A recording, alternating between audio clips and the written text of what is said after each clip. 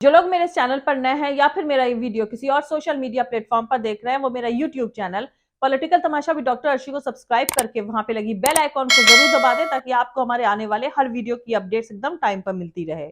और दोस्तों, अगर आपको हमारे वीडियोस इन्फॉर्मेटिव लगते हैं, अगर आपको हमारा काम पसंद आता है, तो आप अपने इस चैनल को सपोर्ट कर सकते हैं इसके पेट्रॉन बन करके या फिर इसकी मेंबरशिप लेकर के।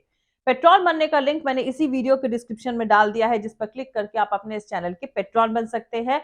और मेंबर बनने का लिंक भी इसी वीडियो के डिस्क्रिप्शन में अलग से दे दिया गया है, जिस पर क्लिक करके आप अपने इस चैनल की मेंबरशिप ले सकते हैं। तो चलिए आज के सियासी तमाशे के सफर को शुरू करते हैं।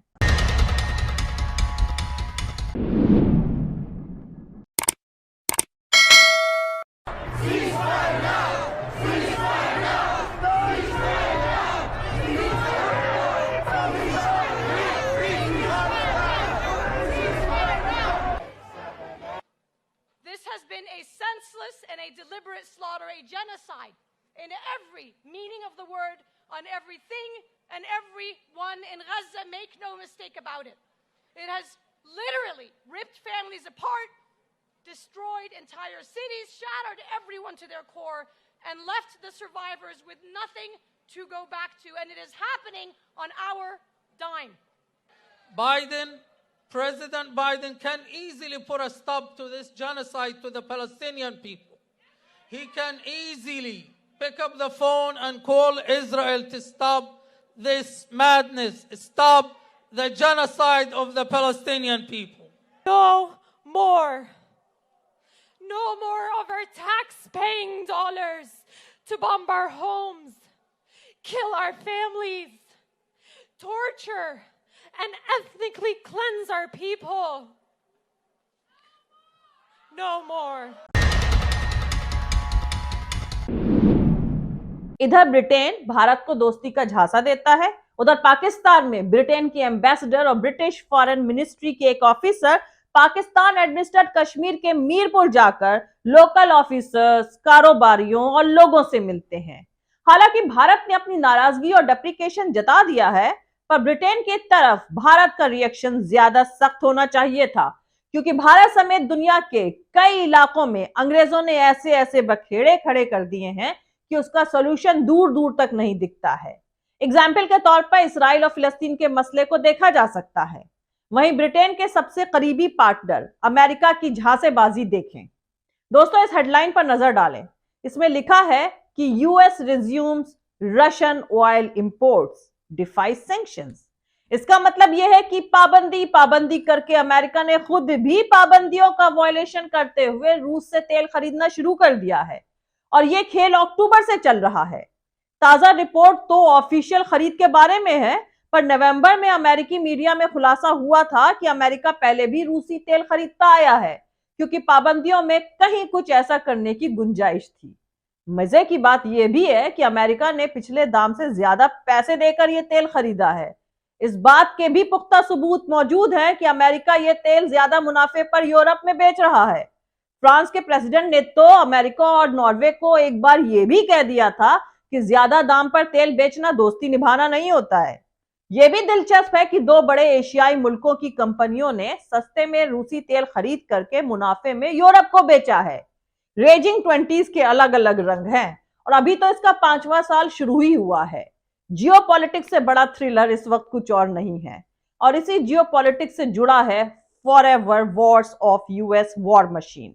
दोस्तों, यूएन सिक्योरिटी काउंसिल में यमन के खिलाफ अमेरिका और जापान के एक तरफा प्रपोजल में 3 अमेंडमेंट्स रूस ने प्रपोज करे थे, यानी 3 बदलाव करने का सुझाव रूस ने दिया था।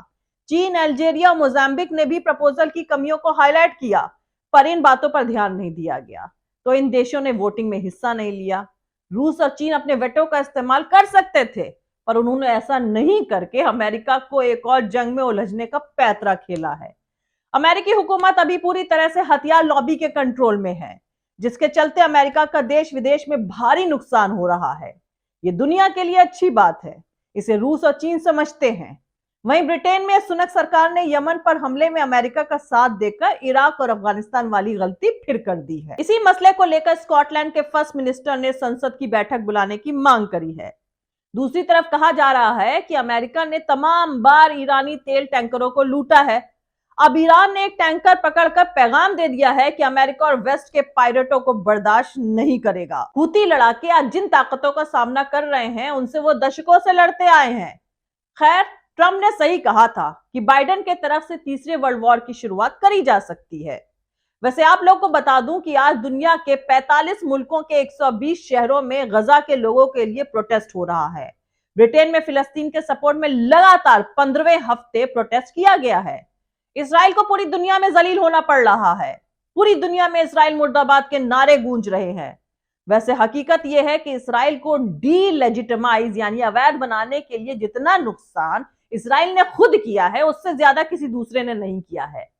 आज यहूदी विरोध के लिए ज़ायनोवादियों से ज्यादा जिम्मेदार कोई नहीं है, जिन्होंने पूरे मजहब को हाईजैक कर लिया है और इसके नाम पर अनस्पीकेबल क्राइम करे हैं। खैर, अब इस बात को कहने का कोई मतलब नहीं है कि गजा में जारी जंग रीजन के दूसरे इलाकों में फैल जाएगी। ऐसा पहले ही हो चुका है। वहां जो कुछ हो रहा है उस पर काबू पाने की उम्मीद इस हकीकत पर टिकी है कि रीजनल वॉर की सबसे खराब सिचुएशन के मुकाबले में ये अभी भी कंपैरेटिवली कम लेवल पर है। यमन में हूतियों पर अमेरिकी और ब्रिटिश हमले शायद ठीक नहीं है। जैसा कि लंदन में मंत्रियों का सुझाव है जहाजों की आवाजाही और इंटरनेशनल बिजनेस की आजादी को लेकर, अगर हालात और ज्यादा तनाव वाले होते हैं और अमेरिकी सेना जवाबी कार्रवाई करती है तो इसराइल और हिजबुल्लाह के बीच जंग को अमेरिकी डिप्लोमेटिक कोशिश के जरिए टालना मुश्किल होगा। हिजबुल्लाह लेबनान की मिलिशिया और सियासी आंदोलन है जिसे ईरान का सपोर्ट हासिल है। हूतियों को ईरान से एडवांस हथियार मिल रहे हैं। हूतियों को ईरान के प्रॉक्सी की जगह उसके एसोसिएट के तौर पर देखना ज्यादा बेहतर होगा। ईरान ने अपनी कैपेबिलिटीज और हूतियों के फायर पावर को बढ़ा दिया है। इसमें एंटी शिप मिसाइलें, बैलिस्टिक मिसाइलें शामिल हैं जो उन्होंने इसराइल पर दागी हैं। उनके पास हमलावर ड्रोन्स भी हैं। ये सब वैसे ही हैं जैसे वो यूक्रेन के खिलाफ लड़ाई में रूस को सप्लाई कर रहे थे। हूती हथियारों से अच्छी तरह से लैस है। दिसंबर में एक जहाज को अगवा करके हूती अपने बंदरगाह पर ले गए थे। उन्होंने कई जहाजों पर गोलाबारी कर उसे नुकसान भी पहुंचाया है, लेकिन उन्होंने किसी भी जहाज को अभी तक डुबोया नहीं है। हूतियों ने कहा है कि वो गजा में जंग, आम लोगों की हत्या और इसराइल की तरफ से खाने और जिंदा रहने के लिए जरूरी सामान की सप्लाई पर लगाई गई पाबंदियों की वजह से रेड सी में ये हमले कर रहे हैं। उनका कहना है कि अगर गजा में जंग खत्म हो जाए और राहत के सामानों की सप्लाई की इजाजत दे दी जाए तो वो इस अहम इंटरनेशनल शिपिंग लेन के लिए खतरा नहीं बनेंगे। वैसे दोस्तों, इसराइल को दिए जा रहे अमेरिका और ब्रिटेन के सपोर्ट के कुछ क्रिटिक्स का कहना है कि गजा में फौरन सीज फायर हूती हमलों को रोकने के लिए बमबारी से कहीं ज्यादा बेहतर ऑप्शन होगा। लेकिन अगर सीज फायर के बाद भी हूतियों का हमला जारी रहता है तो उनके खिलाफ हवाई कार्रवाई की लेजिटिमेसी बढ़ जाएगी। ऐसी उम्मीद जताई जा रही है कि अमेरिका और ब्रिटेन की यह कार्रवाई हूतियों के साथ हालात को खत्म करने की जगह बढ़ा सकती है। बमबारी को लेकर उनके तजुर्बे को देखते हुए इस बात की पॉसिबिलिटी भी है कि उन्होंने चीजों को छिपा दिया है। ईरान ने अपनी तरफ से भेजे गए हथियारों को चलाने में मदद करने के लिए सलाहकारों और ट्रेनर्स को शायद यमन भेजा है। उन्होंने भी अमेरिका के इन हमलों से बचने के तरीकों पर गौर किया होगा। यमन से जिस तरह के हथियार निकल रहे हैं उन्हें देखकर अंदाजा लगा सकते हैं कि ईरान ने हूतियों की आर्मरी यानी हथियारों, बॉम्ब्स और दूसरे मिलिट्री इक्विपमेंट रखने वाली जगह को किस तरह एडवांस बनाया है। वो ज्यादा सटीक और ज्यादा घातक हैं, इसीलिए वो ज्यादा खतरनाक है। पिछले महीने जब हूतियों ने एक जहाज पर कब्जा जमाया था, इस हमले के वीडियो में अच्छी तरह से ट्रेन कमांडो एक हेलीकॉप्टर से उतरते नजर आ रहे थे। वो आमतौर पर टीवी में नजर आने वाली उन तस्वीरों से बिल्कुल अलग थे जिनमें वो क्लाशिनकोव लहराते हुए फटे पुराने कपड़े पहने नजर आते थे।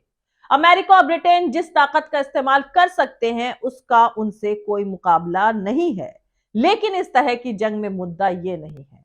दरअसल इस पूरे इलाके में हूतियों का सपोर्ट है। अगर वो किसी भी तरह से जहाजों को धमकी देने और उन पर गोलीबारी जारी रखने में कैपेबल रहते हैं तो वो अपने सपोर्टर्स को पैगाम देंगे कि वो अमेरिका की अगुवाई वाले वेस्ट के आगे झुके नहीं हैं।